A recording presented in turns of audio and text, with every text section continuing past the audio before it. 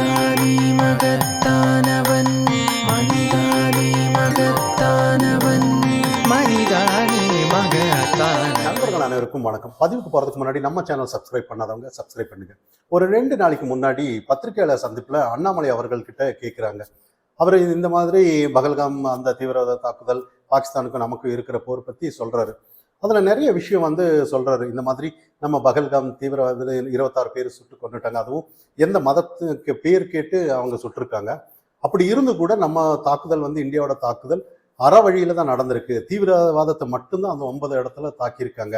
எந்த ஒரு மக்கள் வசிக்கிற இடமோ இல்லை கோயிலோ பள்ளிக்கூடமோ இல்லை வேற அவங்களோட இராணுவ இதோ எதுவுமே நாங்கள் தொடலை அப்படின்ற மாதிரி ஒரு சில செய்திகள் சொல்லியிருந்தாரு. அற வழியில தான் நடத்திருக்கு. இல்லை வேற மாதிரி ஏதாவது இருந்திருந்தான்னா அப்படி தனிப்பட்ட முறையில் சில சொல்லியிருந்தாரு. நம்ம தாக்குறதா இருந்திருந்தான்னா அவங்க உலக வரைபடத்திலேயே பாகிஸ்தான் இருக்காதுன்ற மாதிரி சில செய்திகள் சொல்லியிருந்தாரு. அதுக்கு அதே கேள்வி இப்படி சொல்லியிருக்கிறாரு அப்படின்னு திருமாவளவன் கிட்ட கேட்குறாங்க.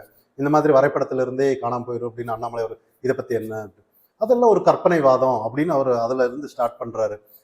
பிஜேபியோட அஜெண்டாவே ஆப்கானிஸ்தான்ல இருந்து, அதாவது பாகிஸ்தான்ல இருந்து ஆப்கானிஸ்தான் வரை அகண்ட பாரதம் அமைப்பது தான் அவங்களோட அஜெண்டா இருக்கு.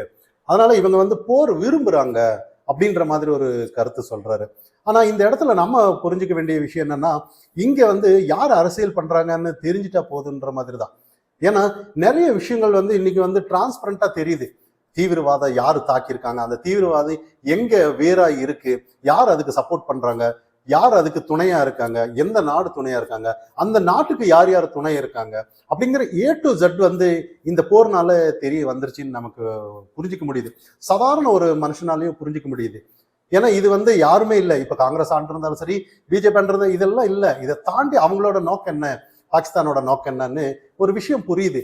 ஆனா இவங்க ஒரு சின்ன ஒரு எதிர்ப்பு கூட காட்டாம, அதாவது பாகிஸ்தான் தீவிரவாதிகள் ஒரு கண்டனத்தை தெரிவிக்காம நிறைய இன்னைக்கு கூட இவங்க மைண்ட் ஃபுல்லா அரசியல்ல தான் இங்க இருக்குன்னு பார்க்கப்படணும். பாஜக அரசியல் செய்து போர் விரும்புதாமா. யார் போர் விரும்புதுன்னு போய் பாகிஸ்தான் நாட்டு மக்கள் கிட்டதான் அவங்களோட யாரு நம்ம அங்க செபா ஷெரீஃப், அசீஃப் முனீர் கிட்ட தான் கேட்கணும், பாஜக போர் விரும்புதா இல்ல நீங்களா ஏதாவது வேற ஏதாவது ஒண்ணு என்ன வச்சிருக்கீங்களான்னு கேட்கணுங்கிறது. எப்படிப்பட்ட ஒரு மனநிலையில ஒரு தேசபக்தி இல்லாம இருக்கிறாங்கன்னு தான் நம்ம இந்த இடத்துல புரிஞ்சுக்கணும். இதெல்லாம் தாண்டி இன்னைக்கு இந்த வரிசையில வர்றாரு. நம்ம இப்ப இதுக்கு முன்னாடி சீமான் வந்திருந்தாரு, இந்த மாதிரி தண்ணி நிப்பாட்டினதுக்காக ஒரு சில விஷயத்த சொல்லியிருந்தாரு. நிறைய அதுக்கப்புறம் மௌனமா ஆயிட்டாருன்னு தான் பார்க்கப்படணும். அதுக்கப்புறம் அந்த லிஸ்ட்ல இப்போ கருணாஸ் அவர்கள் வந்திருக்கிறாரு. உண்மையிலேயே இங்கே கூட 2 நாளைக்கு முன்னாடி மெட்ராஸ்ல பேரணி நடந்தது. இராணுவ தியாகத்துக்கு நாங்க ஒரு பேரணி நடத்தினோம்னு திமுக நடத்தினாங்க. ஆனா உண்மையிலேயே திமுக ஒரு பயந்து தான் நடத்தினாங்க. ஏன்னா நிறைய விஷயம் இதுல கூட ஏதாவது ஒண்ணு அரசியல் வந்துடக்கூடாதுன்ற மாதிரி. ஏன்னா இதுக்கு முன்னாடி நம்ம பேசியிருந்தோம், இந்த மாதிரி விமான சாகச நிகழ்ச்சியில போது அசம்பாவிதம் நடந்தது. அதை தாண்டி நேத்து அந்த மாதிரி எல்லாம் எதுவும் நடக்கக்கூடாது, நிறைய முன்னெச்சரிக்கையா நிறைய குடி தண்ணீர், டாய்லெட் வசதிகள், ஆம்புலன்ஸ் எல்லாம் வச்சிருந்தது நம்ம பார்த்துருந்தோம். இதை தாண்டி இப்போ கருணாஸ் அவர்கள் எல்லாரும் சிந்திக்கணும்ன்ற அளவுக்கு ஒரு விஷயத்த சொல்லியிருக்கிறாரு. அதாவது நம்மளோட தளபதி, அதாவது திராவிட மாடலோட சாதனை இந்த 4 ஆண்டுல அடுத்த சாதனையா இந்த ஒரு 5 கிலோமீட்டர் நடந்து போரே நிறுத்திட்டாங்க. இது ஒரு சாதனை இல்லையா, நீங்க சிந்திக்கணும் அப்படிங்கிறாரு. சிந்திக்கணும்னு சொல்றது யாரை சிந்திக்கணும்ன்ற மாதிரி தான். அதாவது அவங்க திமுக தொண்டர்களை சொல்றாரா இல்ல பொதுமக்கள் கிட்ட சொல்றாங்களா, என்ன ஒரு இல்ல திராவிடத்துக்கும் தேசபக்திக்கு என்ன சம்பந்தம்ன்ற மாதிரி நம்ம இங்க பார்க்கப்படணும். ஏன்னா இவங்க பிரிவினை பேசுற ஆளுங்க தானே இவங்கெல்லாம். ஏதோ ஒரு வகையில நம்ம தனியா தேசிய கொடியே இப்ப ரீசனானதான் அவங்க கொடியேற்றுறாங்க. 21 இருந்துதான் கொடியேற்றவே ஆரம்பிச்சிருக்கிறாங்க. ஆனா இந்த இடத்துல எல்லாமே அரசியல். அந்த இடத்துல மு.க. ஸ்டாலின் அவர்கள் கூட அரசியல் தான். இந்த பக்கம் கிறிஸ்தவர்கள், இந்த பக்கம் முஸ்லீம் ஆட்கள் தான். நாங்க பாருங்க ஒற்றுமையா இருக்கிறோன்ற மாதிரி கொடி எடுத்துட்டு வர்றாரு. அப்ப இந்த இடத்துல ஏன் நாங்கெல்லாம் ஒட்டுக்கா மிக்ஸ் பண்ணி நாங்கெல்லாம் ஒட்டுக்கா இருக்கோன்னு நிக்க வச்சுட்டு கூட்டிட்டு வந்திருக்கலாமேன்ற மாதிரி. அப்போ ஒரு விஷயம் இங்க நம்ம புரிஞ்சுக்க வேண்டிய விஷயம் இருக்கு. ஒரு தேச பக்தர்களுக்கு சாதாரணமா அந்த பகல்காம் தீவிரவாதம் நடந்தது அன்னையிலிருந்து இன்னைக்கு வரைக்கும் சாதாரண ஒரு தேச பக்தனுக்கு என்ன நடக்குன்னு தூக்கம் இருந்திருக்காது. இதெல்லாம் தாண்டி டெய்லி காலையில என்ன ஆயிருக்கும், நான் போன் எடுத்து பார்ப்பான், நைட்டு என்ன மெசேஜ் வரும், என்ன ஏதுன்னு ரொம்ப கொடுமையான இந்த 4 நாட்கள்னு நம்ம சொல்லலாம்.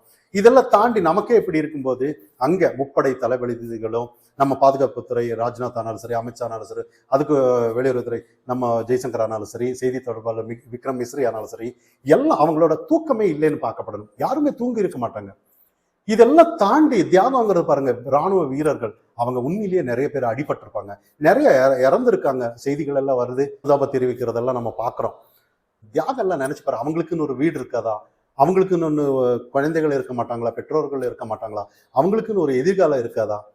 அப்போ அந்த இடத்துல வந்து அவங்களோட தியாகத்தெல்லாம் நம்ம வந்து மதிக்காம எதுவுமே பண்ணாம அவங்க ஈஸியா நம்ம வந்து அவங்க போராடுறாங்க, அவங்க கஷ்டப்பட்டு ஏதோ ஒன்று பண்றாங்க, ஆனா இங்க நாங்க தான் காரணம் அப்படின்னு சொல்லி ஸ்டிக்கர் ஒட்டுற மாதிரி, அரசியலுக்காக ஸ்டிக்கர் ஒட்டுற மாதிரி இந்த மாதிரி பேச்சுக்கள் எல்லாம் அறிவின்மைன்னு சொல்லணுமா, இல்ல உண்மையிலேயே அறிவு இல்லதானா அப்படின்ற மாதிரி. ஏன்னா இது யாரும் ரசிக்க மாட்டாங்க. ஏன்னா ஒரு சீட்டு 2 சீட்டுக்காக இவங்க இந்த அரசியல் செய்யறதுக்கு நம்மளோட தியாகம் ஒரு உண்மையிலேயே காவல் தெய்வமா இருக்கிற அந்த ராணுவ வீரர்களை கொச்சப்படுத்துறது தான் இங்க நம்மளோட ஏற்றுக்கொள்ள முடியாத ஒரு விஷயமா இருக்கு.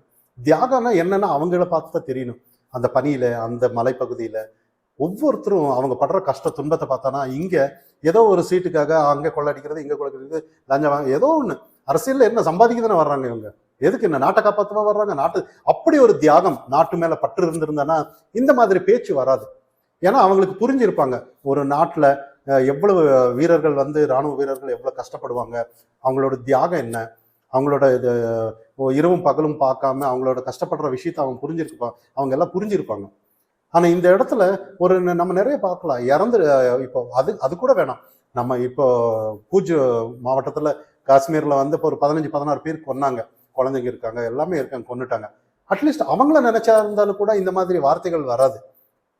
இப்ப இங்க நம்மளோட கேள்விகள் என்னன்னா, எதுல வேணாலும் ஸ்டிக்கர் ஒட்டுங்க, நீங்க அரசியல் தான் பண்ணணும்னு முடிவாச்சு, எல்லாத்துலயும் அரசியல் தான் நீங்க பண்றீங்க, எல்லாமே ஒரு மாடல் தான், எல்லாமே ஷூட்டிங் தான் அப்படின்னு நம்ம கூட சொல்லலாம். ஆனா அதெல்லாம் பண்ணுங்க, வேணாங்கள.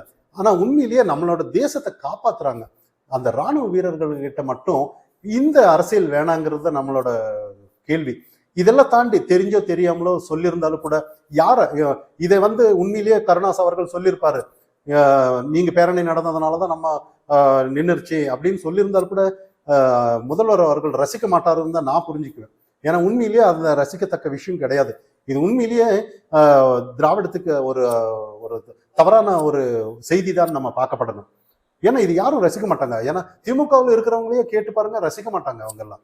அட இப்படியாடா, ஏன்னா இதுக்கு முன்னாடியே எல்லாம் ரொம்ப துதி பாடுறதுலயும் அவங்கள ரொம்ப புகழார பாடுறதுலயும் திமுக வந்து நிறைய விமர்சனம் பண்ணிட்டு இருக்காங்க.